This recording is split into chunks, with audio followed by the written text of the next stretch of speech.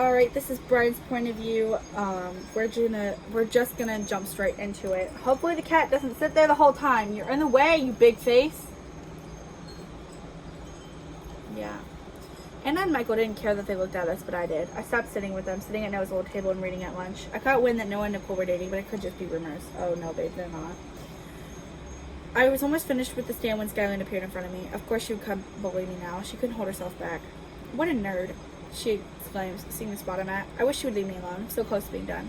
How many pages even is that? I begin to flip the pages, trying to look without losing my spot, and Skyline yanks it away. Hey! I reached for it, but she holds it away from me. Her face was mocking, and I wanted to punch her. I'm looking. Don't be rude. She opens the book to the end, losing my spot. I sigh. She looks at it. Wow, 1,149 pages? That's crazy. What's it called? She closes it completely, as if she couldn't read the title from the side of the book. The Stand? Cool. How far have you read? Like 1,000 pages? I don't know. I don't count when I'm reading. I just flip the page. 1,000 pages? Cool. Skyline flips the book open again and rips it, handing me the back half. I look in horror at the numbers at the bottom. 999, 1,000. Why would you do that? I yelled, going at her. What do you get out of bullying me? What did I ever do to you? Everyone was looking, but I didn't care. Skyline rolled her eyes. Entertainment? Duh. And also, you just exist. I obviously need something to do. I was starting to get angry. Nicole wandered over and saw my book ripped, and Skyline holding the other half. Skyline looks over at Nicole, who stares with wide eyes. What? He finished this part anyways? Of course he did. Another eye roll. Want it back? Skyline taunts, ripping it into pieces and crinkling the pages, staring at me the whole time while she littered them on the floor. She smiles. Want them? I glared at her. Aw, do you not have anything to say? Not like you ever do. You're just a crybaby and you never talk back.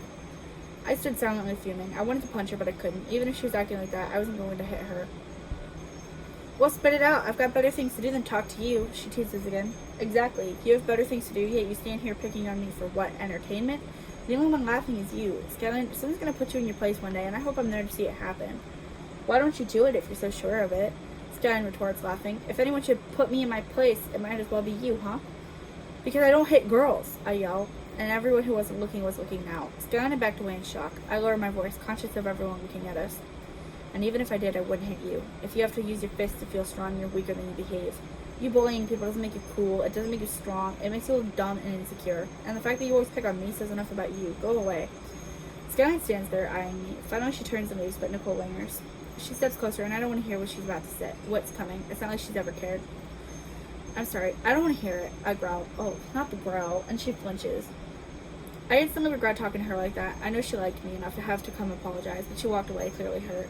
I sit back down, staring at the remaining half of my book. It's almost not worth getting another book, but I wanted to keep this book. I really liked it so far. I almost don't want to finish it, but I couldn't just put the book down. I managed to get a comfortable hold on the book as I slowly read the next few pages, finding my spot again. I got a little more than what I had not read, but I wasn't going to tell Skyline that. I glanced over. Can you stop? Not on my keyboard. I told you this. You also put my thing in another thing. That's not supposed to be like that.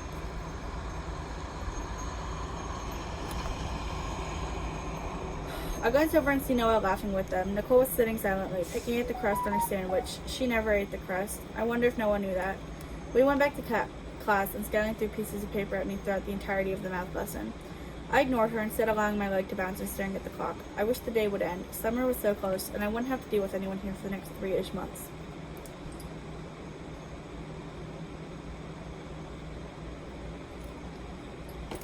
Noah didn't talk to me anymore. He just laughed with them. Becky didn't laugh or glance at me funny, but she didn't come say hi anymore, and she didn't really talk to me. I was okay with that. I'd focus on school and my future. I didn't need a bunch of friends to be successful. Amen, brother. I didn't need, Skyline came over to me when the final bell rang, and she shoved my things off the desk. How have you been? Long time no see until today. She smirked, and I bent down to pick myself up. I didn't understand why she was always picking on me. What did I ever do to her? Honestly, sometimes people bully you because they don't like themselves. So... Ooh. I just threw up in my mouth. What do you want? I asked, standing up and shouldering my backpack. I'm here to apologize for damaging your book. Nicole was bothered, so I figured I should apologize. Whatever. I try to walk past her, but she stops me. Are you going to say you accept it? No. Why? I don't have to. I'll forget about it eventually, but why would I forgive you if your behavior is going to continue? It won't. Right. I tried to get by again, eventually gently pushing her to the side and walking home. Bryan was in elementary school, but I didn't enjoy being seen with him. He caught up to me, and we walked home together today. He talked about his day and the kids in his class and how he had homework, and I listened. I don't get why we have to read. I don't like reading. It's kind of nice not being expected to behave like you, though. You're a good kid, but I'm not. You're alright, I say, and we approach our house. I open the door and we go to our rooms. I sit in my room staring out the window sadly. I wanted to write Nicole a letter, but I didn't know. I wasn't sure. Eventually, I grabbed a pen and the notebook, sitting at my desk and opening it to a blank sheet of paper. Dear Nicole, I'm sorry for not being there for you when I should have been. I love you, and I didn't mean to scare you when I was angry earlier. I wish I could have talked to you before Noah. He and I used to be friends, I guess. I don't know anymore. I'm sorry, it's something I think about a lot. I think about you, and I feel like I owe you so many apologies. But I don't know where to start. Watching you fall in love with him hurts me, but it's my fault. I let it happen, and I feel awful because I try to pretend it isn't. I want to blame you, but I can't. You have plenty of reasons to love someone like him, because he and you are a lot alike. No, they're not. They're nothing alike. I wish I could have gotten to you before him, and I wish I wasn't so jealous of you and him. He's lucky. In fact, anyone you choose to love is lucky. You deserve the world. I hope he gives it to you. That and so much more. I know you two just met, and maybe your feelings are unsure, but if this becomes something more than just a crush and just a boyfriend, I hope he gives you everything. I hope he treats you right and always has your back. Oh. If you guys ever get married or have kids, I hope he teaches them how to treat a woman right. I hope he shows them how to hold a girl, how to earn her trust and respect, how to treat her and be there for her. Nicole, you're like a beautiful flower. You are a beautiful flower, and I couldn't bear the idea that someone was crushing you and your hopes and dreams. If I'm not the guy you want by your side when you achieve everything you dreamed of, I'll be rooting for you from the front row. I wish I had the nerve to give these to you, but it's easier keeping it to myself. It prevents people from getting their feelings hurt, and it keeps certain feelings from surfacing, such as guilt and anger. I feel angry sometimes, but never at you. Sometimes I'm mad at him, but I can't be. He's got things I don't have, but I hope he's always gentle with you like I try to be. I wish nothing but the best for you two, even though it breaks my heart to give you away. I'm sorry. I love you so much. Love, Bryan.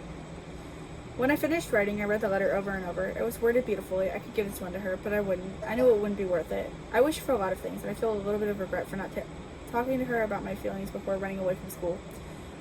I wonder if she noticed. I need to move on. Mom would tell me the same thing, but I didn't want to come back to reality. I hadn't thought of our future, and I don't think I'd ever seen something more with Nicole. Nothing planned, but I wanted to go through my life with her by my side and make things up along the way. I can't wish for that anymore. I don't want to date anyone from around town, so I figured I would just wait until college. Maybe places would be open again, and I could find someone new. Forget about Nicole. But I knew I would never forget about her. She didn't deserve that much. I tucked the notebook away, sliding it in my backpack. I'm going to keep it on me at all times, in case I ever want to write to her when I'm at school. I wondered if Noah was into writing love letters and stuff, but I doubt it. I know Nicole loves gifts when gifts come from the heart, but she's not into spending a lot of money on someone. Or she isn't. Well, I know what I meant. Mom calls us downstairs for dinner, and I sit at the table, picking through my food. I don't feel hungry. I haven't wanted to eat since lunch. Maybe I ate too much, but I wasn't feeling it tonight. Mom talked to Ryan about his day, and Dad was picking through his food too. Eventually, Dad finished dinner, asking if I wanted to help him work on the house. I did, and we mudded and sanded the walls. It was boring, and Dad didn't talk much. I thought he had circles under his eyes, but he seemed to be doing okay. I didn't talk either. We were like robots, mudding and moving on. Eventually, we began standing at Dad's side. Oh, Bryan, you really liked that girl, huh? I stopped standing. The room was quiet, and I looked over at him. He stood facing me, the sander in his hand. He looked really tired, but he seemed to be wide awake, buzzing with adrenaline. I looked at the ground. Yeah, I admit, I wanted to be her boyfriend for a while. For a while as in a little bit, or you wanted to be her boyfriend since forever? I wanted to grow up and marry her. I say, I love her. Love, now, I guess. She moved on, I should too. Dad smiles briefly. I know how you're feeling. You feel pressured to move on, but kiddo, don't give up on something you want. I know I should be telling you to move on, and I should be helping you do so too, but I'm not going to tell you to throw what you had away. You kids were in love before you even knew what it was. That's something most people don't experience. I want you to keep those memories close to your heart, and Bryan, don't give up on her either. She might feel like she should move on too. Neither of you said anything about how you were feeling. I nod, turning back to the sanding. He was right. Maybe she felt like she had to move on because I hadn't told her how I felt, and she hadn't said anything to me. I wish I would have told her. There are so many moments where it was just me and her, moments she looked so kissable, and it would have been perfect for me to tell her that I loved her. Moments I missed out on, moments I can't get back. When the sun starts to set, Dad says we can pack up. He hasn't said anything else about Nicole. He simply continued working on the walls. He was right, though. Maybe we both felt like we should move on, and so we didn't talk to the other about how we had been feeling.